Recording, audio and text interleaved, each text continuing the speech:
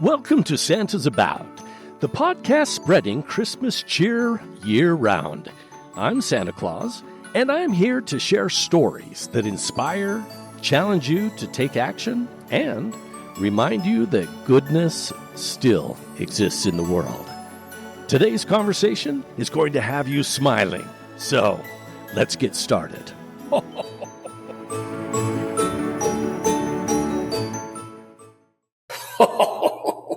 Boy, have we got a wonderful podcast episode where we share what happened to us last year.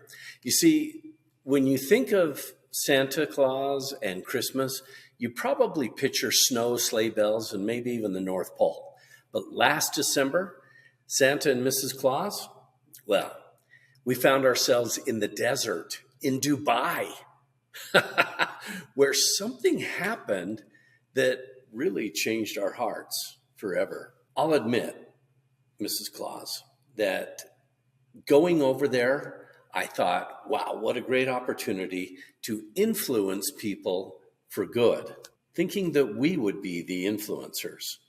I came away definitely being influenced myself. In a place where many people misunderstand, we were welcomed with smiles and open arms. And what we experienced wasn't just a trip. It was a reminder that hope travels well. Love speaks every language, and we have far more in common than we think. Let's just start at the very beginning. We were asked to go to be Santa and Mrs. Claus in Dubai. What was your initial thought when that opportunity arose? Oh, excitement to spend time with people. Yeah, it's been a place that, other than Christmas Eve when we're visiting the kids and dropping off presents, but that's such a quick visit, we had never really spent some time there and didn't know what to expect. But man, I tell you what, they were very welcoming. One of the things that stood out when we got there was how wonderfully open they were to the concept of Santa Claus, because Santa is not a traditional character in the Middle East. Right. One thing that really touched me was a message from the president of the United Arab Emirates. And for those that are not familiar, Dubai is part of the United Arab Emirates, or UAE. Think of it as similar to the United States of America, but it's the United Arab Emirates. In the United States of America, we have many states that make up a country. Same thing in the UAE. So the United Arab Emirates president said, and I quote, "I wish a blessed Christmas to all of those celebrating in the UAE and around the world. May the spirit of the season bring harmony, prosperity, and goodwill to you and your loved ones," unquote.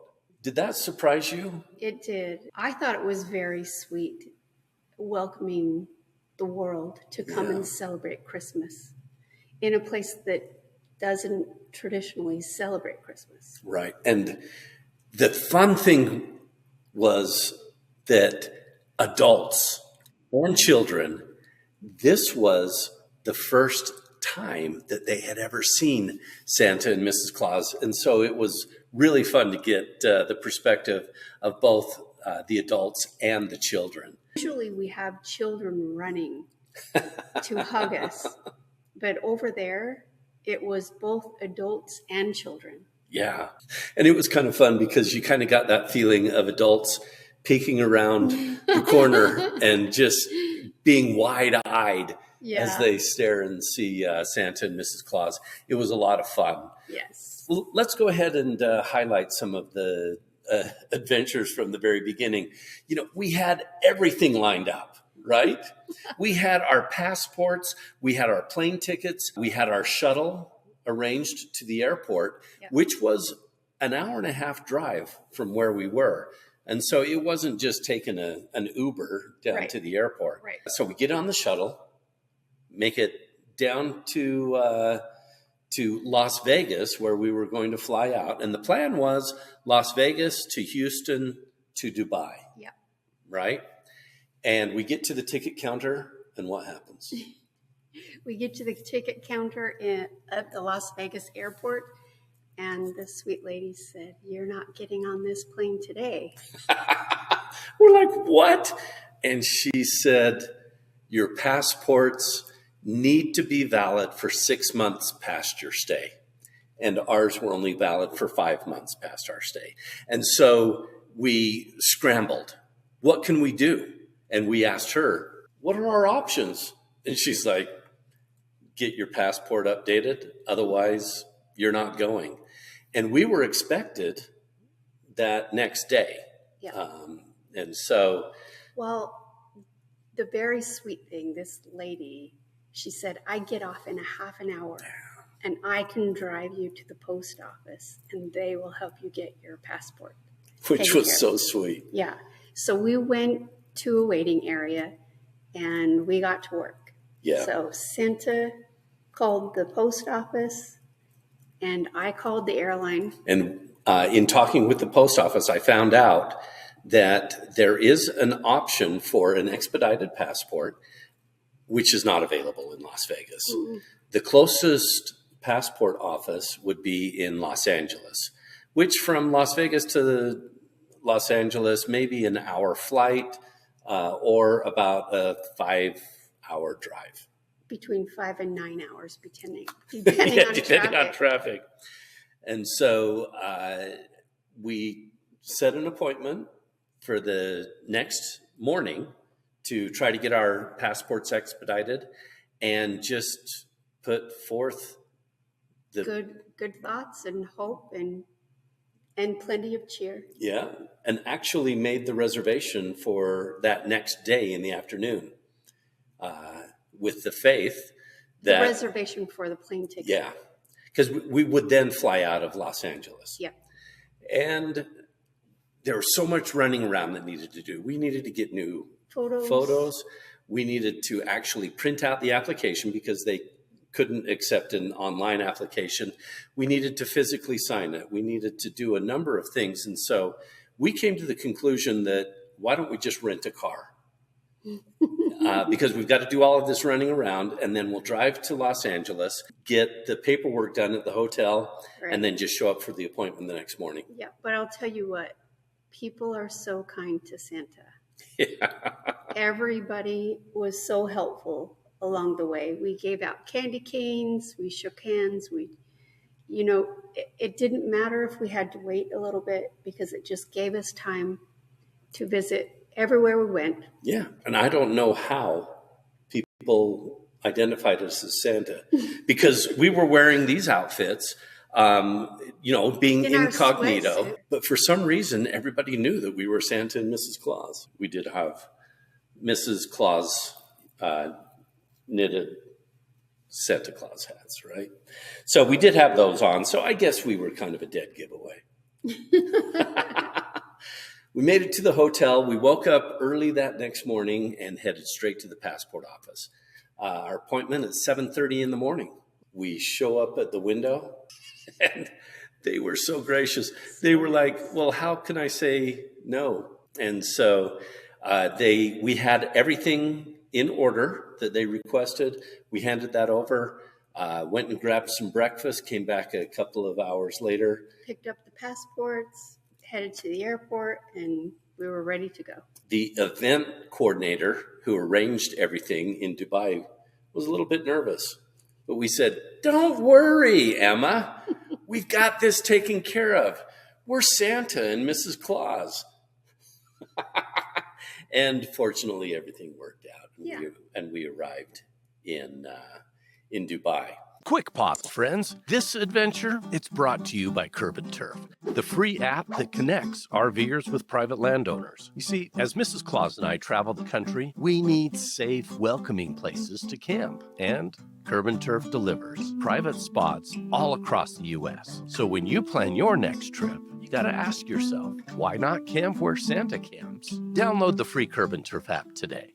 Okay, so we arrived in Dubai.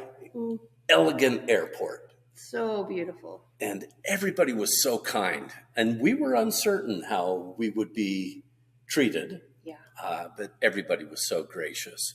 Everyone was so excited to see Santa. So we flew over. The airplane was huge. Which was a wonderful experience. And all of the crew, everybody, they treated us so well, and unlike royalty. We arrive, we were at a Santa village every night, as well as making personal visits to private parties throughout. And it was just all of the fun that you could imagine. We had wonderful elves, the Santa's workshop. What stood out to you the most about the Santa's workshop? The elves. Yeah. Yeah, they were so sweet and spoiled us. Right. And they wouldn't let us open our doors or even a bottle of water. And we couldn't walk anywhere alone. They just... The Santa Village was decorated to the nines. It was fantastic.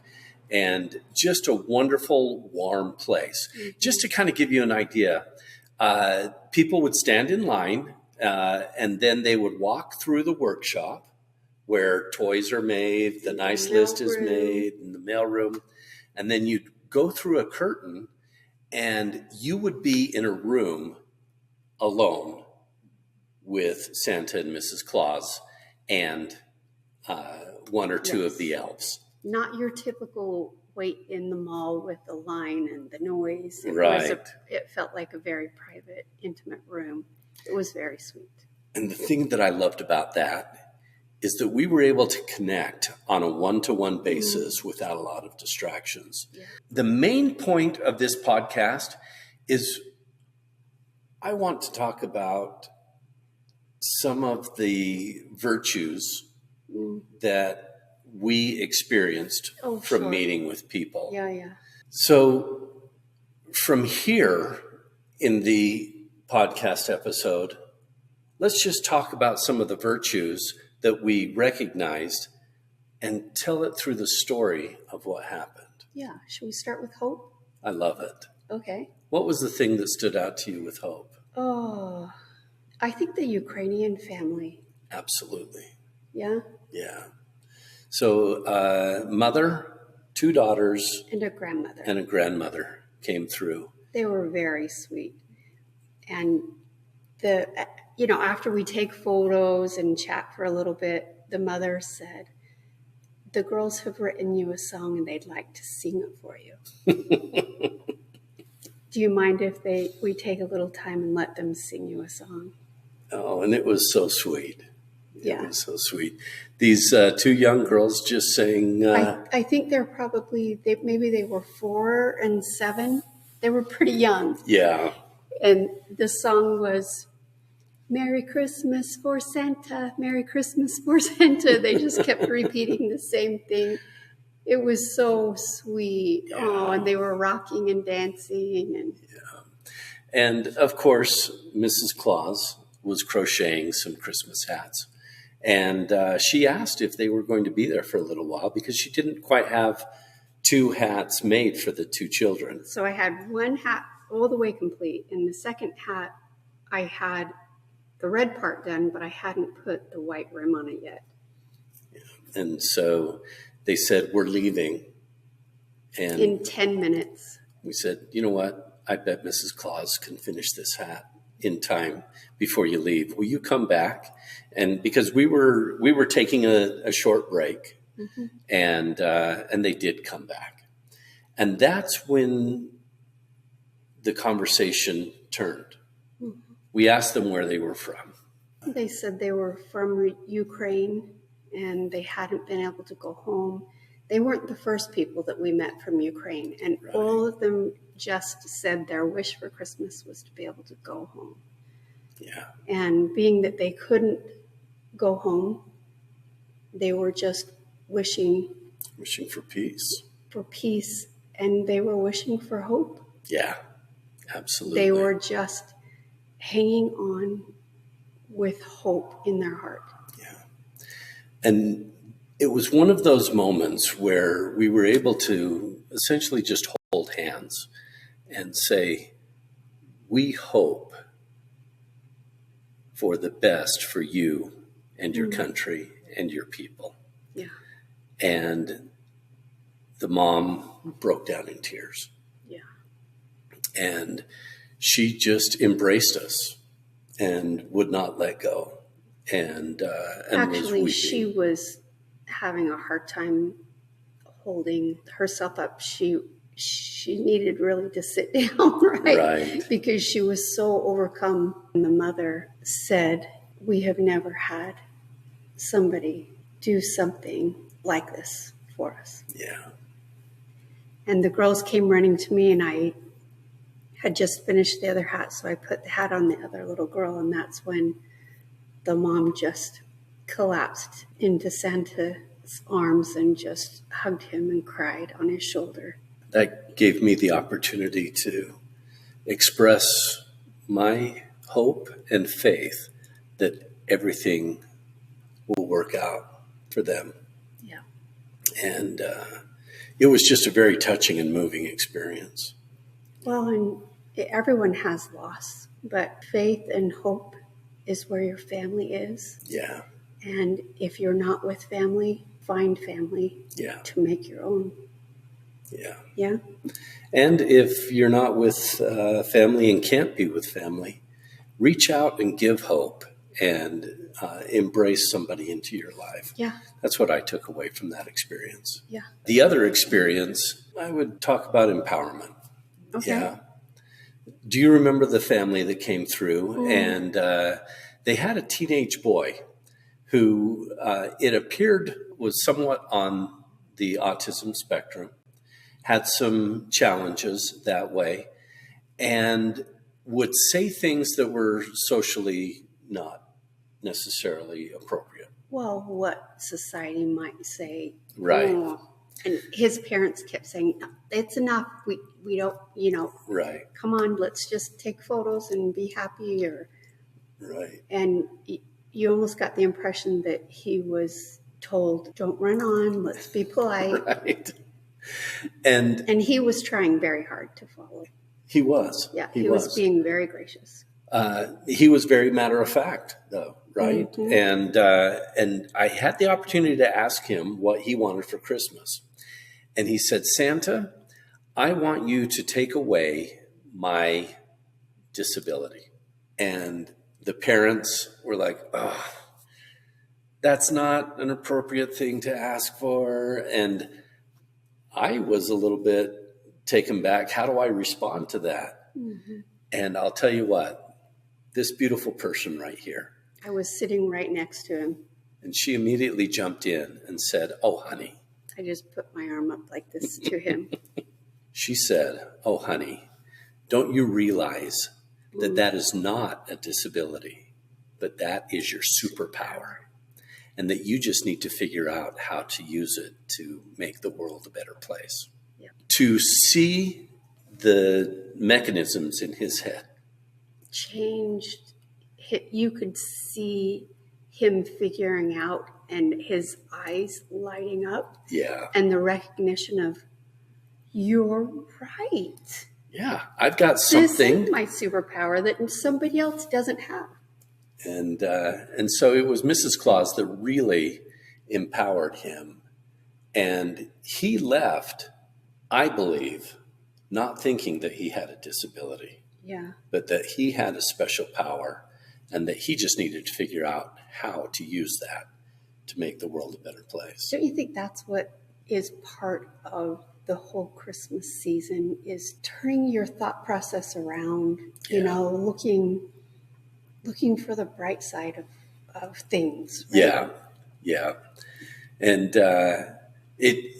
it also changed his parents. Mm-hmm. I noticed a disposition change with his parents. And, Well, the whole feeling in the room changed. The parents, their shoulders relaxed. Mm-hmm. Everybody was at ease, and the little brother was happy. Everybody was happy. They got something from Santa that they were hoping for. And I got something from Mrs. Claus, a perspective that I hadn't considered before. So thank you. You got it. Let's talk about another. The experience of determination, right? We saw a lot of young 20, young 30-year-old women that would come in groups. So excited to come and see Santa for their very first time. Yeah, and they were usually dressed to the nines and had the hair and makeup and the beautiful gowns. And ready for photos. Yeah, yes. And they were so excited. And one young woman, when I asked her what she wanted for Christmas, she said, "Oh, Santa, bring me a billionaire husband." And this is where Santa shined. Santa said, how about you look for someone you love and both of you become a billionaire together if that's what you choose? Yeah. I said, "Oh, honey, be careful about what you wish for, because sometimes if you're looking for just the billionaire, in this case, he might be looking just for eye candy to wear on his arm." Right. And so it was that find a person who loves and treats you like a princess and has the attributes to become a billionaire, if that's what you really want, and then work on it together. And then that way you're yoked together and you've created something together. You're equal. Yep. Absolutely. And I think that's the most important thing about relationships is finding that connection where you lift each other. Yeah. Yeah.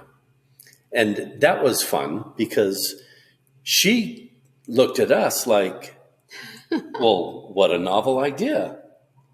And it really fed her. I think it was even more than just what a novel idea. It was, wow, it was an aha moment for her. Mm-hmm. And she realized that she was a princess, that she was something much more than, and she said, than just arm candy. She said, "You're right, Santa." And so hopefully, if you're listening, I hope that you've found that person that you can build that wonderful life together Even with. more than that you can be that person. Yeah. If you can be the person you want to find, that's the key. Yeah, for sure. What do you want to talk about next? How about the attribute of charity? I love it. What was the expression of charity that you noticed from our experience? The children.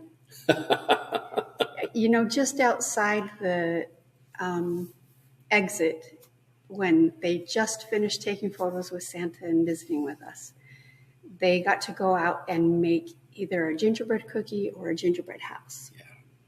And a lot of these children, they spoke many different languages. Some of them could write letters.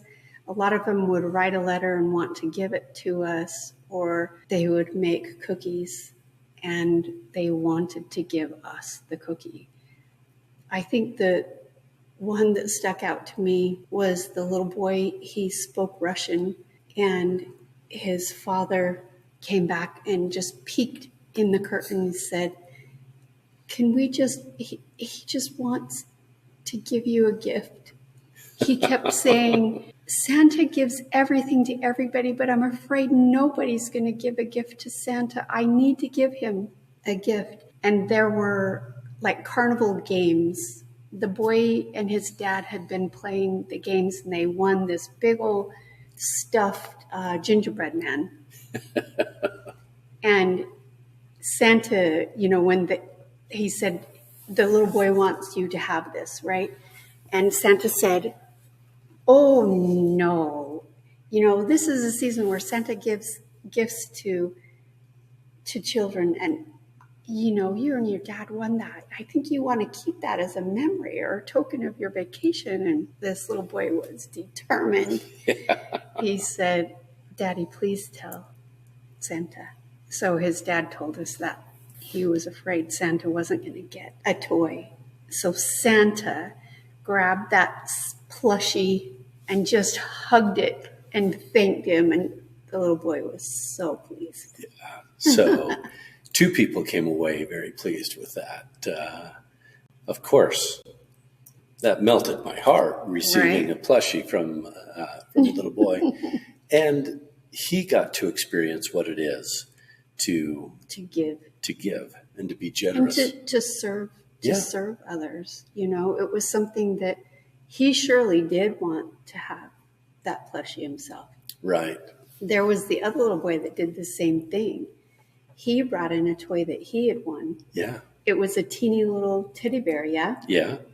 And he tried to give it to Santa. And Santa said the same thing to him. Oh, are you sure you don't want to take this home with you? And he said, I really, really, really do, but I really want to give you something. And didn't you say, why don't you give me a hug? And then I'll hug the teddy bear and you can take my hug with you forever or something. Yeah. Yeah. And so that was a wonderful experience as well. Yeah, just the children coming in, giving us cookies. I think almost every night we went home with cookies. Absolutely. And they were delicious. One of the highlights for me, and this would focus on the virtue of compassion, really stood out to me. A woman, midlife, middle-aged, yeah. She came in and she was very elegantly dressed in her native country outfit. She was from Africa. And as soon as she walked through that curtain, she was expecting to see Santa, only Santa. Yeah. Mm-hmm. But Mrs. Claus was sitting next to me, and she immediately made a connection with Mrs. Claus and ran to her and sat down next to her. Mm-hmm. And she was happy and smiling and everything. And Mrs. Claus put her arm around her. And she said, oh, that hug feels so nice. So I hugged her just a little bit tighter, and she started to weep. And she said, I'm all alone. She hadn't been able to go back to Africa for 4 years. And she said, I can't be with my family. And I asked her if I could give her a gift. And part of what I was doing, anytime I'm sitting still, I'm usually crocheting. And I took maybe 2 suitcases full of yarn. At least. I made a lot of hats. So I pulled a hat out and gave her the hat. And then the tears the floodgates opened. And that was really sweet. And I told her that she was part of the Santa family and that she could take the hat and know that she was loved. And we came away realizing the deep love that she had for her family.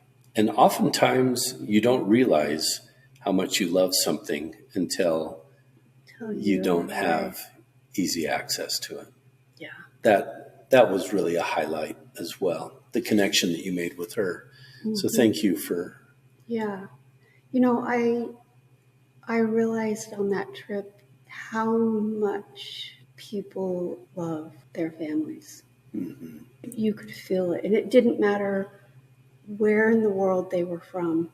We met people from all over the world. We were trying to make a list. Every night we would come back before we'd fall asleep. We would add more countries. Yeah. On our list. How many countries did we? 83 different countries. And those were only the people that we were able to ask. Yeah. Because a lot of the time people we were too busy. We were so busy. People would come through. We'd have just a little bit of time to talk and take a photo. But we really cherished the time that we had. The one-on-one. When we could spend a little time. So another value that really hit home was love. Mm. And this really came to me from a friend that I met there. And we became fast friends. He was a local Emirati, mm-hmm. and he ran to us and said, "Oh, Santa, mm-hmm. I love you so much. I celebrate Santa, and we do a Christmas tree and exchange gifts every year. And I love Santa so much. When I was a boy, I was sent away to boarding school and was away from my family. On Christmas, magically Santa knew every toy each boy in the school wanted. He said a Bell helicopter would arrive at the school, and a jolly man in a red suit with a big beard jumped out with a sack full of gifts, and he knew exactly what every boy would have wished for. And he handed them out. He said that sack had 7 elves carrying it because the school was pretty big. Yeah. I can imagine. Amazing. So fun. But him being away from home, that experience taught him about what Christmas and Santa was. Yeah. And he's cherished it in his heart. Yeah.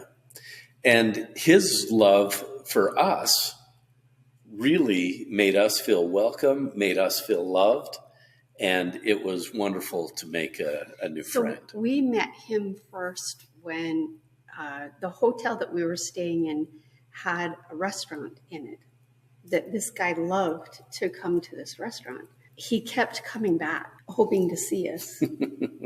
So we probably saw him maybe 4 different times. Yeah, yeah.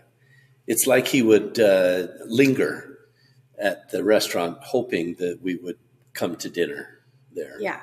And we usually were there around a specific time because we needed to eat so we could get to work early.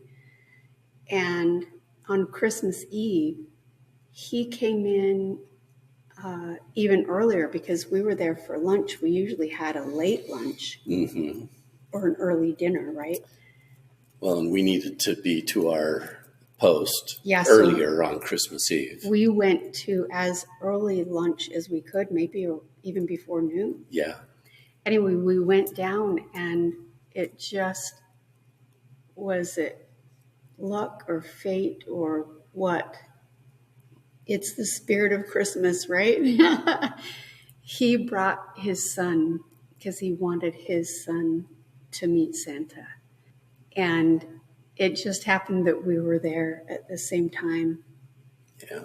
And it was really sweet. He paid for our lunch, and I had forgotten something. I ran back up to our room, and as I was in the hotel room, I saw a bunch of the Santa hats that I was going to take with us that day. And I thought, I think I'm going to take one of these hats to give to our friend's son. So I grabbed it and rushed down to the restaurant. And before I went to sit with Santa, I went over to this man and his son at their table and asked if I could give them a gift. The father started to weep. And he said, never in my life has anybody just had a random act of kindness toward me or my family. And he said, you have no idea what this means. And I just said, you're welcome and Merry Christmas. And I was being jolly and joyful. And then I just went off and sat at our table. And after that, the waitress came up and she said that this gentleman has already paid for our meal. And please, can I get you anything else? He's paid for dessert and everything, right? So that was really sweet. And then he came over and they thanked us again. We made so many wonderful friends like that. And speaking of family, that was one of the beautiful things as well, is the opportunity. Every time a family would come through, we had the opportunity to reinforce how wonderful and beautiful having a family is and congratulate people on having such a beautiful family. Another virtue is openness. And this is one of my favorite experiences. A woman with her 3 daughters came through, and I asked her where she was from. And she said, my home country is Turkey. And I said, oh, well, that's where Santa Claus originated, was in Turkey. And she kind of looked at me like, shocked. She was like, and what? Kind of disbelief, like, is this real? What's the whole story? Yeah. And she was a devout Muslim. She was in her hijab, and her daughters. So were her daughters? Yeah.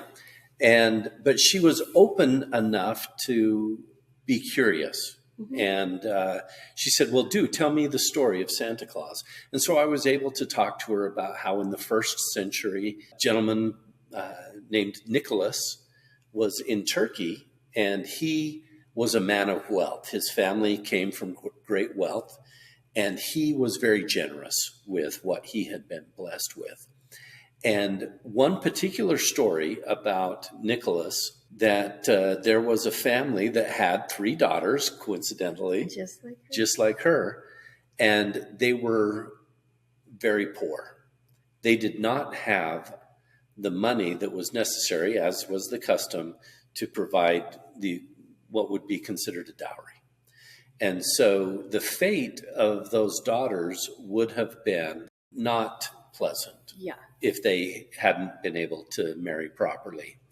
And so Nicholas secretly dropped gold coins at that family's home on 3 different nights, enough to where the families could marry their daughters off, marry proper, and be saved the horrible outcome that the alternative would bring. And then Nicholas became a saint, Saint Nicholas, who eventually, as that traveled north, Saint Nicholas became Sinterklaas in Holland.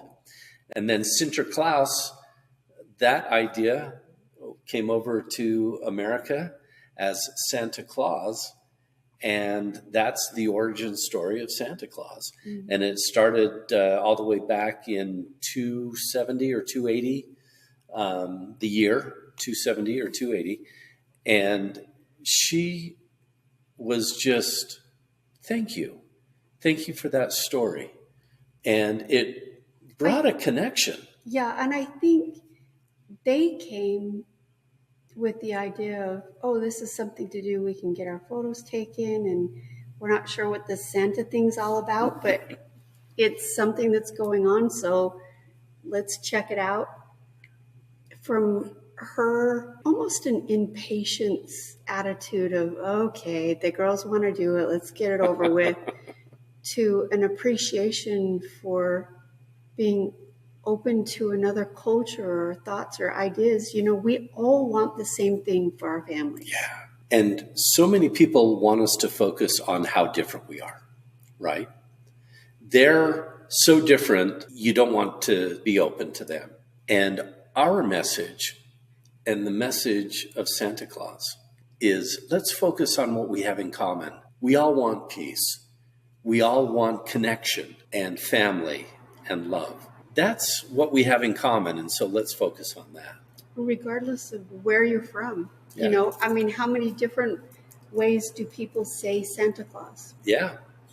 Papa Noel, Sinterklaas, Santa Claus, St. Nicholas. Santi. Kris Kringle. All of those. Yeah. You know, all the names. We're called by many different names. Yeah. But it's all the same. Yeah, and joy is where it's at. Mm-hmm. And so we've got to move on to our next value, which... How about we try service? Yeah, I love it. There's no question. This one, you know, I think service is the thing that makes you feel the spirit most. Yes. About Christmas. Yeah. If you think less about yourself and more about the others, your heart just fills, you know?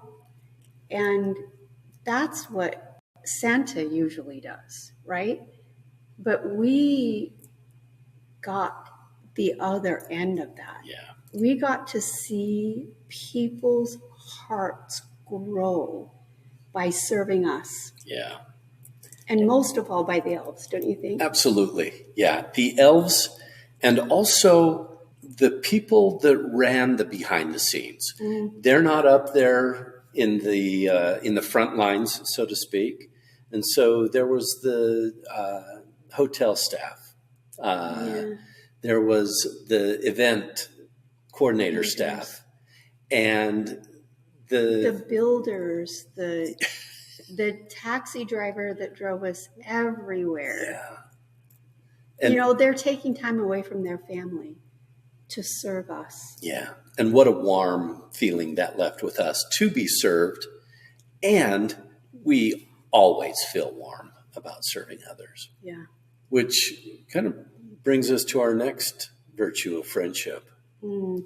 So the event coordinator, Emma, wonderful friend. And she was so gracious. And she introduced us to her parents. They've become lifelong friends. Lifelong friends. Shout out to Barry And Judy. Or as Judy sometimes calls Barry, Basil. They were such good friends, and they were so generous to us. They had lived in Dubai.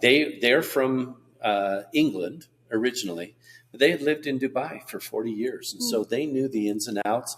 They took us to the spice souk, to the museums, to where Dubai started when... Just driving around the roads and showing us about, this used to be a dirt road and camels and chickens and dogs. And they were so generous to us. And so if you're watching, Judy and Barry, we love you. Thank you for all of your generosity. And the kindness that we were shown throughout, from everybody that went out of their way to get us to Dubai in spite of the challenges that we had, the flight crew that treated us so well and were so welcoming and warming, and the father who was on the flight crew who brought his kids and said, "Hey, I got to be on the flight that you came across on." Oh, yeah, he came through. Yeah, it's so wonderful. And the helicopter pilot. Oh, and remember the taxi driver that didn't want to charge you. Yes, everybody was just so wonderful. Everyone loves Santa. Yeah, and we loved the children and the adults alike. It was just such a wonderful experience. The children of all ages. Yeah. Everybody's got the child in them, yeah. Right. And cheer. People were just happy. And do you remember the little girl that she was a little bit nervous about Santa because she thought for sure she was on the naughty list? She was kind of hiding behind her mom, and she was really stressed out about it. Right. Really, really worried. And what did you tell her that just brightened her day? So I said, I've got a little secret for you. You see, Mrs. Claus knows the secret to the nice list. And she was like, "What?" She said, "Mrs. Claus always says, you're only one hug away from the nice list." Everybody is only one hug away. Yeah. And so we're going to leave you with that message, that if you've been a little bit naughty or are not sure if you're on the nice list or not, reach out in service and love, and just know that you're just one hug away from the nice list. Yeah. What a wonderful experience. And with the virtue of influence that we're highlighting this week. Be an influence for good. Yes. And also recognize those people in your life who have been an influence to you. And take a moment and be grateful and express gratitude to those people who have been a good influence. Yeah. So with that, thank you for watching. And we look forward to another wonderful Christmas.